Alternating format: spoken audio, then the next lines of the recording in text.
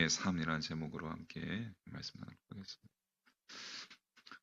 참 시간이 너무 빨리 지나갑니다. 이제 뭐 한 달 정도 남았죠. 올해도 2020년. 저희가 하고서 원래 한 3월 달에, 3월 달이죠. 3월 달에 이제 설립 예배를 드리려고 했었는데, 그때 코로나가 터져서 4월 달에 옮겼다가 또 안 돼가지고 5월 달로. 5월 달도 거의 한 말 정도에 5월 이제 말 정도 이렇게 설립 예배를 드렸는데 아무튼 6개월 정도, 7개월 정도 금방 정말 시간이 너무 빨리 지나갔습니다. 아, 우리 인생 가운데 참 이렇게 이 1년이라는 시간이 12개월, 1년이라는 시간이 참 빨리 지나갈 뿐만 아니라 또 올해는 이거 코로나 때문에 참 아쉬운 부분이 많죠. 송두리째 이 시간들이 날아간 것 같은 그런 좀 안타까움과 아쉬움이 좀 있습니다. 아무튼 뭐 올해뿐만 아니라 여러분 우리가 인생이라는 시간을 살면서 의미 있는 삶, 의미 있는 삶을 우리가 얼마나 살아봤을까? 뭐 오늘 본문을 통해서 참된 의미를 추구하는 삶, 특별히 우리 그리스도인으로서 우리가 추구해야 할 참된 의미의 삶이 무엇인지를 좀 묵상해 보았으면 좋겠습니다.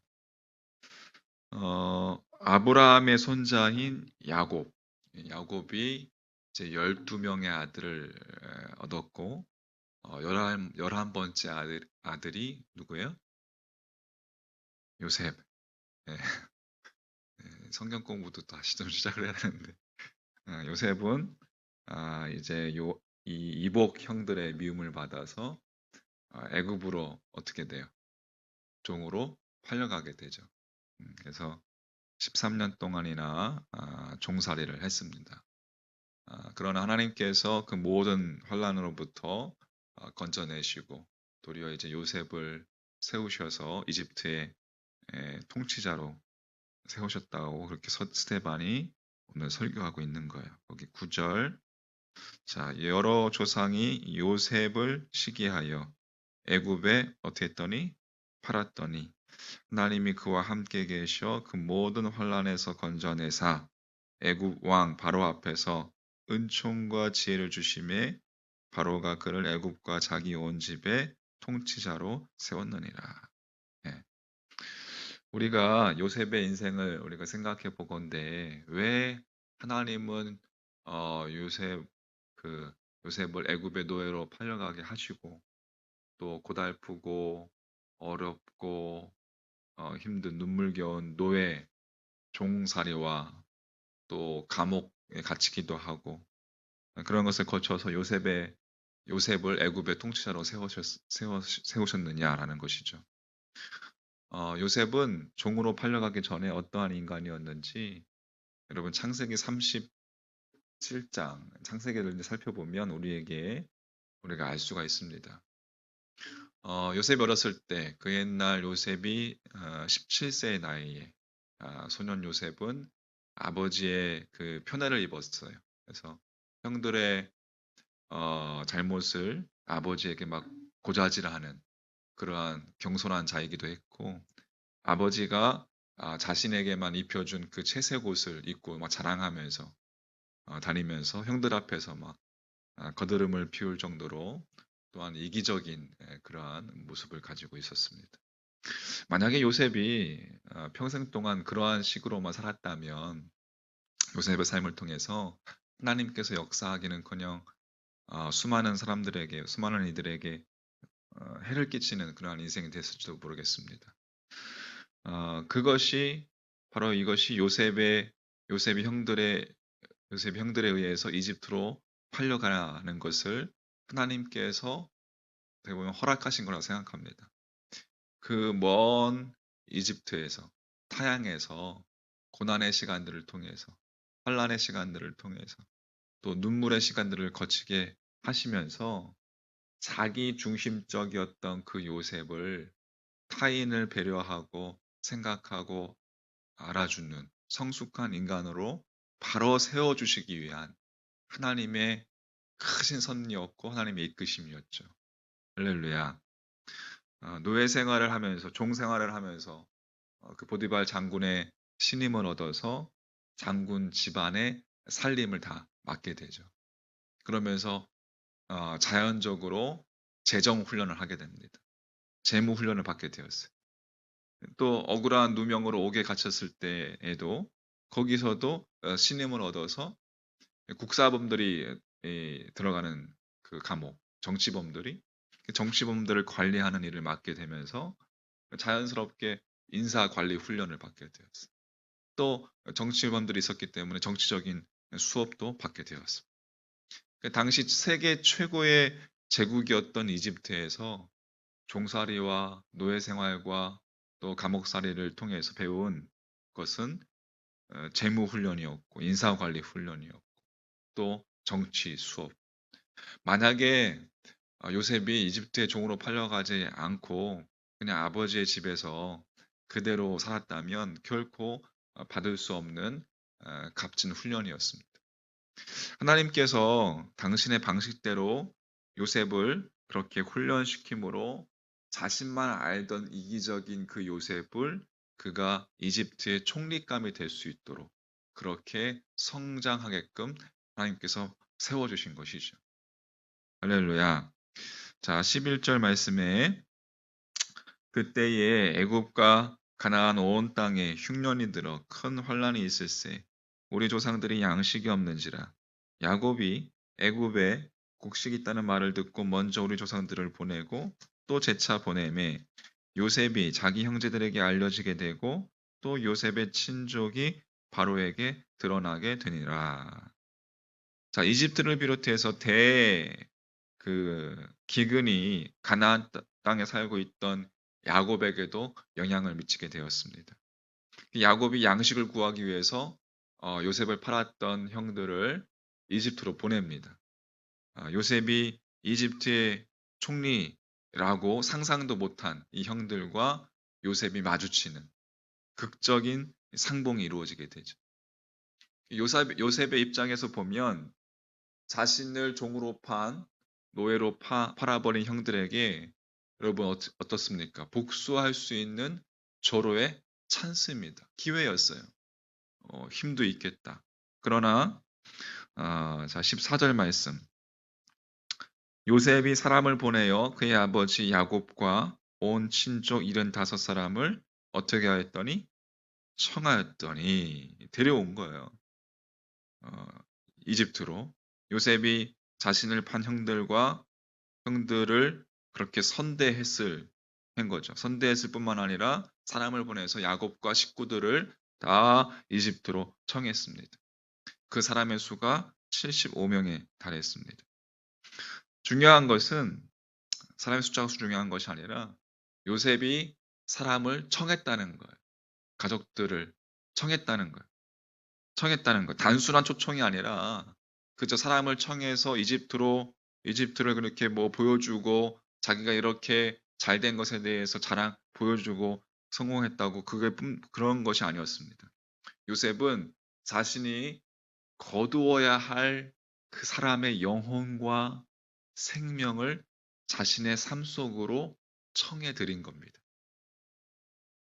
그들의 영혼, 그들의 생명을 책임져 주기 위해 바로 그 일을 위해서 하나님께서 쓸모없던 요셉 자신을 훈련시키시고 이집트의 총리로 세우는 은혜를 베풀어 주셨음을 요셉이 바르게 알고 있었기 때문에 그렇습니다. 요셉 자신의 삶의 의미에 대해서 그가 바르게 알고 있었기 때문에 요셉은 하나님을 믿는 사람이 추구해야 할 참된 의미가 무엇인지 그는 바르게 알고 있었어요. 그래서 누군가의 영혼과 누군가의 생명을 책임지는 하나님의 도구로 쓰임받는 삶. 그것이 참된 의미의 삶이구나. 그가 수많은 고난과 눈물을 통해서 그 어려움을 통해서 깨닫게 된 것이었고 그가 성숙한 하나님의 도구로 쓰임받는 모습이 될 수 있었던 것이죠. 그것을 알았기 때문에 요셉은 형들에 의해서 종으로 팔려서도 절망하지 않았고, 억울하게 감옥살이를 하면서도 낙담하지 않을 수 있었고, 이집트의 총리가 된 후에도 교만에 빠지거나 형들에게 보복하거나 하지 않을 수 있었던 것이죠. 여러분, 이 요셉의 인생의 모든 과정은 하나님께서 이기적이었던 그 요셉을 사람의 생명과 영혼을 책임지는 당신의 도구로 세우시는 당신의 섭리였다는 것을, 하나님의 섭리였다는 것을 요셉은 깨닫고 있었던 것입니다. 할렐루야. 여러분, 이처럼 요셉의 삶이 분명한 의미의 축으로 이어졌기 때문에 영혼과 생명을 살리는 참된 삶의 의미의 축으로 이어졌기 때문에 요셉의 삶은 지금 수천 년이 지난 우리의 삶 속에서도 기억되어지고 또 기념되어지고 있는 것이라고 할 수가 있겠습니다. 자, 정리해보면 요셉의 인생 전반부는 우리와 똑같습니다. 우리 역시 요셉처럼 이기적이고 허물투성이고 또 그렇게 죄 많고, 하지만 주님께서 자비와 긍휼로 당신의 자녀로 택해 주시고 날마다 우리에게 필요한 은혜를 채워 주시는 그러한 삶, 이 요셉의 전반부의 삶, 우리와 똑같은 삶입니다. 하지만 요셉의 인생 후반부는 어땠습니까? 요셉은 하나님께서 자신에게 베푸신 그 은혜의 그 의미를, 날마다 베푸신 그 은혜의 의미를, 물론 고난과 역경도 있었지만 자신에게 베푸신 그 은혜의 의미를 정확하게 깨닫고 자신이 거두어야 할 사람들을 자신의 삶 속으로 청하여 그들의 영혼과 그들의 생명을 책임져 주었다는 것입니다. 그래서 요셉의 인생은 영원한 의미를 가지게 된 수 있었고, 우리 가운데 기억되어지고 기념될 수 있었던 것입니다. 자, 오늘 주님께서는 우리들에게 우리 각자의 인생 가운데 말씀하시는 줄 믿습니다. 무엇을 위해 살았느냐? 무엇을 위해 우리가 지금까지 우리에게 주어진 인생이라는 삶 가운데 어떠한 의미를 추구하며 살았느냐? 2020년 우리가 이 시간들을 보내면서 무의미함만이 있지는 않은지 한번 이제 한 달 정도 남은 2020년의 시간들을, 여러분에게 주어진 이 시간들, 여러분 자신을 한번 성찰하면서, 나 자신을 성찰하면서 한번 살펴봤으면 좋겠습니다. 주님께서 죄와 사망에 빠진 우리를 구원하시고 살리시고 우리의 생명과 우리의 영혼을 책임져 주시기 위해서 이 땅에 오신 대강절기를 이제 우리가 맞이합니다.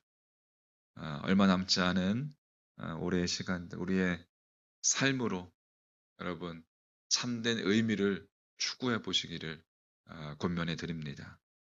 주님, 누군가의 영혼과 누군가의 생명을 책임지는 주님의 도구로 우리를 사용하여 주시옵소서. 할렐루야.